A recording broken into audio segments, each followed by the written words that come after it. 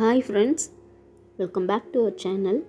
இன்றைக்கி நம்ம மார்னிங்கில் பார்த்திங்கன்னா ஆஸ் யூஷுவல் ஒரு டீயோட இன்றைக்கி சமையலை ப்ரிப்பேர் பண்ணுறேன் ஃப்ரெண்ட்ஸ். ஃபஸ்ட்டு நான் அதுக்கு ஒரு குக்கரு அடுப்பில் வைக்கிறேன். டீ குடிச்சிட்டு வந்து தான் செய்கிறேன் ஃப்ரெண்ட்ஸ். குக்கரில் ஒரு டம்ளர் அளவுக்கு துவரம்பருப்பும் ஒரு அரை டம்ளர் அளவுக்கு சிறுபருப்பும் எடுத்திருக்கேன். இப்போ இதை நல்லா வாஷ் பண்ணி எடுத்துகிட்டு வந்துடலாம். பாருங்கள், இந்த மாதிரி ஒரு 2-3 தடவை நல்லா கழுவிட்டு குக்கர்லேயே வச்சுருக்கேன். இப்போ இதில் ஒரு 1/4 ஸ்பூன் மஞ்சள் பொடி சேர்த்துருக்கேன், சீரகம் ஒரு 1/4 ஸ்பூன், அதுக்கப்புறமா தண்ணி. இந்த பருப்பு வேகிறதுக்கு எவ்வளோ தண்ணி தேவையோ அந்த அளவுக்கு நம்ம தண்ணி ஊற்றிக்கலாம். தண்ணி ஊற்றிட்டு அதிலே பார்த்திங்கன்னா காரத்துக்கு ஏற்ற மாதிரி நான் ஒரு 10 பச்சை மிளகாவை எடுத்து 2ஆக கீறி அதில் சேர்த்துருக்கேன். நீங்கள் உங்கள் காரத்துக்கு ஏற்ற மாதிரி நீங்கள் சேர்த்துக்கோங்க. ஏன்னா நம்ம மிளகாய் பொடி எதுவும் சேர்க்க போகிறது இல்லை. இப்போ பாருங்கள், இதை லைட்டாக மிக்ஸ் பண்ணி விட்டுட்டு இதை நல்லா வேக வச்சு எடுத்துக்க போகிறோம். அதுக்கு முன்னாடி எண்ணெய் வந்து ஒரு ஸ்பூன் சேர்த்துருக்கேன் ஃப்ரெண்ட்ஸ். இப்போ நல்லா இது கொதிக்கும்போது ஒரு தடவை நல்லா கலரி விட்டுடலாம். நல்லா கலரி விட்டுட்டு, ஸோ இது என்ன சாம்பார்னே சொல்லலை உங்களுக்கு, வெங்காய சாம்பார் தான் இன்றைக்கி நான் செய்கிறேன். இப்போது நல்லா மூடி போட்டுட்டு ஒரு 3 விசில் விட்டு நல்லா இதை வேக வச்சு எடுத்துக்கலாம். நல்லா சாஃப்டாக வெந்து வரட்டும். பாருங்கள், இந்த அளவுக்கு நல்லா வெந்துடுச்சு. பார்த்திங்களா, அங்கங்கே பருப்பு எதுவுமே தெரியல, நல்லா அழகாக சூப்பராக வெந்துடுச்சு. 3 விசில் தான் விட்டேன், அதுக்கப்புறமா எடுத்துட்டேன். இப்போது இதை தாளிக்கிறதுக்கு ஒரு பாத்திரம் அடுப்பில் வச்சுட்டு எண்ணெய் சேர்த்துக்கிறேன். நல்லா வந்து பாத்திரம் ரொம்ப சூடாகிடுச்சு. எண்ணெய் ஊற்றின உடனே நல்லா சூடு ஆகிடுச்சு பாருங்கள். இப்போது தேவையான அளவுக்கு எண்ணெய் சேர்த்ததுக்கப்புறமா அடுப்பை சிம்மில் வச்சுக்கிட்டேன். இப்போ அதுலேயே கடுகு உளுத்தம் பருப்பு சேர்த்துக்கிறேன் 1 ஸ்பூனு, சீரகம் சேர்த்துக்கிறேன் ஒரு 1/4 ஸ்பூனு. நல்லா பொரிஞ்சு வரட்டும். இது நல்லா பொரிஞ்சதுக்கப்புறமா பூண்டு தட்டி வச்சுருக்கேன், ஒரு 10 பல்லு பூண்டு தட்டி வச்சுட்டு அதை அப்படியே சேர்த்துக்கலாம். நான் பருப்பில் பூண்டு வேக வைக்கல, இப்போ தான் சேர்த்துக்கிட்டேன். இப்போ வெங்காயம் நல்லா ஒரு கைப்பிடி 1 கப்பு அளவுக்கு எடுத்து அதில் சேர்த்துக்கிட்டேன். கருவேப்பிலையும் சேர்த்துக்கிட்டேன். வெங்காயம் இதுக்கு நிறைய தேவைப்படும் ஃப்ரெண்ட்ஸ், அதனால் வெங்காயம் சின்ன வெங்காயம் தான் சேர்த்துருக்கேன். டேஸ்ட்டு ரொம்ப நல்லாயிருக்கும் சின்ன வெங்காயம் சேர்த்திங்கன்னா. அதுக்கப்புறமா தக்காளி ஒரு 2 தக்காளி பழமாக எடுத்து நறுக்கி வச்சுருந்தேன், அந்த தக்காளியும் சேர்த்துட்டு நல்லா வதக்கி எடுத்துக்கலாம்.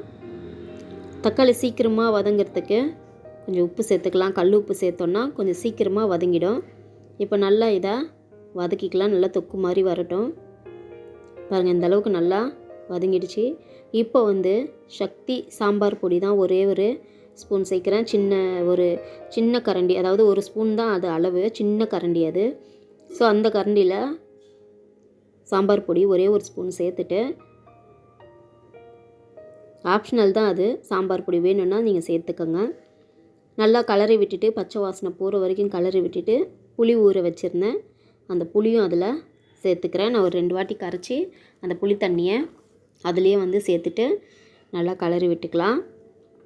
ரொம்ப சூப்பராக இருக்கும். இந்த மாதிரி ஒரு தடவை இந்த சாம்பாரை ட்ரை பண்ணி பாருங்கள்.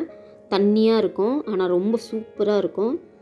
இப்போது வேக வச்ச பருப்பு அதில் சேர்த்துக்கலாம். பருப்பும் பச்சை மிளகாவும் வேக வச்சுருந்தோம் இல்லைங்களா, அதை அப்படியே எல்லாத்தையுமே அதில் கொட்டிட்டு குக்கரில் தண்ணி ஊற்றிட்டு நல்லா தாராளமாக தண்ணி சேர்த்துக்கலாம். இன்னும் கூட கொஞ்சம் தண்ணி சேர்த்துக்கலாம். இப்போ இது ரொம்ப நேரம் நம்ம கொதிக்க விட போகிறதும் கிடையாது, ஏன்னா ஆல்மோஸ்ட் எல்லாமே வெந்து வதக்கி வச்சுருக்கோம். அதனால் இன்னும் கொஞ்சம் நல்லா தண்ணி ஊற்றிட்டு நல்லா இதை கலரி விட்டுடலாம். உப்பு செக் பண்ணிக்கோங்க, உப்பு பத்தலைன்னா உப்பு சேர்த்துக்கோங்க. நல்லா இந்த மாதிரி நுர வரணும் ஃப்ரெண்ட்ஸ். ஒரே ஒரு கொதி வந்தால் போதும், ஒரு 2 நிமிஷம் கொதிச்சா போதும். இந்த மாதிரி நுர வந்து அந்த சாம்பார் பொடியும் நல்லா கலந்து வர வரைக்கும் வெயிட் பண்ணுவோம். இப்போ பாருங்கள், பெருங்காயத்தூள் நான் எல்ஜி பெருங்காயத்தூள் தான் சேர்க்குறேன். நான் வந்து கட்டி பெருங்காயம் இதில் யூஸ் பண்ணலை. இப்போது பெருங்காயத்தூள் கொதிக்கும்போது நல்லா போட்டுட்டு கொத்தமல்லியை தூவிட்டோன்னா அடுப்பை ஆஃப் பண்ணிடலாம். ரொம்ப சுவையான டேஸ்டான ஒரு வெங்காய சாம்பார், வெறும் சாம்பார் ரெடி ஆகிடுச்சு ஃப்ரெண்ட்ஸ். செம்ம அட்டகாசமாக இருக்கும். இது வந்து சைடிஷ் என்னன்னு பார்க்கலாம். அடுத்தது நம்ம இதுக்கு தொட்டுக்க வந்து என்ன செஞ்சால் நல்லாயிருக்கும்னு பார்த்திங்கன்னா, நான் இன்றைக்கி ஆல்மோஸ்ட் எல்லாருக்குமே பிடிச்சது பார்த்திங்கன்னா உருளைக்கிழங்கு பிடிக்கும். அதுக்கப்புறமா கருணக்கிழங்கு நல்லாயிருக்கும். ஆனால் இன்றைக்கி நான் வந்து பாகக்காய் தான் செய்ய போகிறேன். செம்ம டேஸ்ட்டாக இருக்கும். இதுக்கு எனக்கு உப்பு வந்து இன்னும் கொஞ்சம் கம்மியாகவே இருந்துச்சு, அதனால் இன்னும் கொஞ்சம் உப்பு சேர்த்துக்கிட்டேன். இது ஆஃப் பண்ணிடலாம். அடுப்பை ஆஃப் பண்ணிவிட்டு இப்போது ஒரு பேன் அடுப்பில் வச்சுட்டு எண்ணெய் ஊற்றிக்கலாம். இது வந்து பாகக்காய் தான் செய்ய போகிறேன். டேஸ்ட் அட்டகாசமாக இருக்கும், காம்பினேஷன் பயங்கரமாக இருக்கும். எண்ணெய் சூடான உடனே கடுகு கருவேப்பிலை சேர்த்துக்கிட்டேன். ரொம்ப சிம்பிளாக தான் நான் செய்கிறேன், பாருங்கள் எப்படி செய்கிறேன்ட்டு. ஆனால் டேஸ்ட்டு வந்து செம்மையாக இருக்கும், கசப்பே தெரியாது இந்த மாதிரி செஞ்சிங்கன்னா. இப்போ அரிஞ்சு வச்சுருந்த பாவக்காய் எல்லாமே க்ளீன் பண்ணி தான் வச்சுருந்தோம். இப்போ அதை சேர்த்துட்டு லைட்டாக உப்பு சேர்த்துட்டு அது கூடவே மஞ்சள் பொடியும் ஒரு 1/4 ஸ்பூன் சேர்த்துட்டு, அதிகமாக வேண்டாம், லைட்டாக போதும். மஞ்சள் பொடி கலருக்காக தான் மட்டும்தான் சேர்க்குறேன். இப்போ இது எல்லாமே நல்லா மிக்ஸ் ஆகி ஒரு 2 நிமிஷம் நல்லா வதக்கிட்டு மூடி போட்டுட்டு சிம்மில் வச்சு நல்லா வேக வைப்போம். ஒரு 2-3 நிமிஷம் நல்லா வெந்ததுக்கப்புறமா ஓப்பன் பண்ணிவிட்டு மிளகாய் பொடி சேர்த்துக்கலாம். மிளகாய் பொடி காரத்துக்கு ஏற்ற மாதிரி போட்டுக்கோங்க. உங்கள் டேஸ்ட் எப்படியோ அதுக்கேற்ற மாதிரி நீங்கள் சேர்த்துக்கோங்க. நான் வீட்டில் அரைச்ச தூள் தான் சேர்த்துருக்கேன். இப்போ இதான் மிளகாய் பொடி நல்லா பச்சை வாசனை போகிற வரைக்கும் சிம்மிலேயே வச்சுட்டு நல்லா வதக்கி விடுவோம் ஒரு 2 நிமிஷம். பாருங்கள், இந்த மாதிரி நல்லா வதக்கிட்டு லோ ஃப்ளேம்லேயே வந்து ஒரு 10 நிமிஷம் இதை வதக்கணுன்னா செம்ம சூப்பராக கிறிஸ்பியாக கசப்பே இல்லாத ஒரு பாவக்காய் பொரியல் நம்மளுக்கு ரெடி ஆகும். ஃப்ரெண்ட்ஸ், ட்ரை பண்ணி பாருங்கள். இப்போ லைட்டாக ஒரு 1/2 டம்ளர் அளவுக்கு தண்ணி சேர்த்துக்கலாம். பாவக்காய் வேகட்டும். இப்போ தண்ணி சேர்த்துட்டு இப்போ அதே மாதிரி மூடி போட்டுட்டு ஒரு 10 நிமிஷம் நல்ல லோ ஃப்ளேமில் வச்சு அதை டிஸ்டர்ப் பண்ணாமல் நம்ம வேக விட்டுடலாம். உங்களுக்கு அடி பிடிக்கிற மாதிரி பாத்திரம் நீங்கள் வச்சுருந்தீங்கன்னா இடையில வந்து நீங்கள் எடுத்து இந்த மாதிரி கிளறி விட்டுருங்க. பாருங்கள், தண்ணி எல்லாமே ட்ரை ஆகிடுச்சு.